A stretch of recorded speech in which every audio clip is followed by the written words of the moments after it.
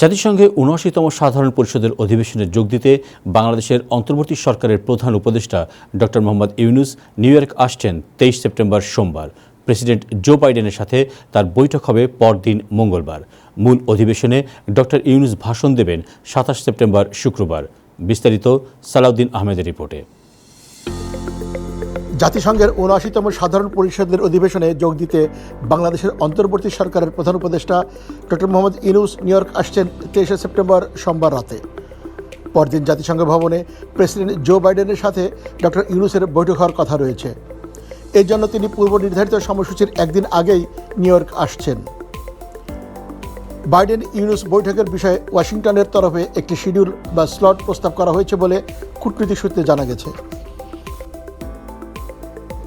গত ৫ই আগস্ট ছাত্র জনতার রক্তাক্ত গণ অভ্যুত্থানের মধ্য দিয়ে শেখ হাসিনা সরকারের পতন ও দেশত্যাগের পর গঠিত অন্তর্বর্তী সরকারের প্রধান হিসেবে নোবেল বিজয়ী অর্থনীতিবিদ ডক্টর মোহাম্মদ ইউনূসের এটাই প্রথম বিদেশ সফর এবং সরকার প্রধান হিসেবে জাতিসংঘের অধিবেশনে প্রথম যোগদান। অতীতের সরকার প্রধানের মতো বিশাল ডেলিগেট নয়, ৭ সদস্যের প্রতিনিধি দল সহ ছোট্ট ডেলিগেশন নিয়ে সরকার প্রধান ডক্টর ইউনূস জাতিসংঘে আসছেন। একটা ছোট ডেলিগেশন হবে, খুব বড় ডেলিগেশন হবে না, একেবারেই ফাংশনাল, যাদের প্রয়োজন আছে, ওখানে স্পেসিফিক্যালি কাজ আছে, শুধু তারাই যাবে। তার সফরসঙ্গী পররাষ্ট্র উপদেষ্টা তৌহিদ হোসেন, অতিরিক্ত পররাষ্ট্র সচিব রিয়াজ হামিদুল্লাহ সহ নিরাপত্তা টিম, মিডিয়া প্রতিনিধি, প্রধান উপদেষ্টার দপ্তর এবং পররাষ্ট্র ও অন্যান্য মন্ত্রণালয়ের অপরিহার্য কর্মকর্তা মিলে ডেলিগেশন হবে মোট ৫৭ সদস্যের।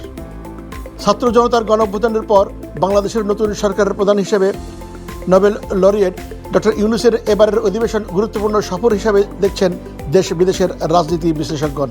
অধিবেশনে ডক্টর ইউনূস তুলে ধরবেন দেশের ছাত্র জনতার অভ্যুত্থানের গৌরবগাথা, শ্রদ্ধা জানাবেন অভ্যুত্থানে নিহত সকল শহীদের প্রতি। প্রধান উপদেষ্টা ৩ দিন নিউ ইয়র্কে অবস্থান করবেন এবং ২৭ সেপ্টেম্বর জাতিসংঘে গুরুত্বপূর্ণ ভাষণ দেবেন। ওই দিনই তার ঢাকার উদ্দেশ্যে নিউ ইয়র্ক ত্যাগ করার কথা। Salahuddin Ahmed, time television, new York.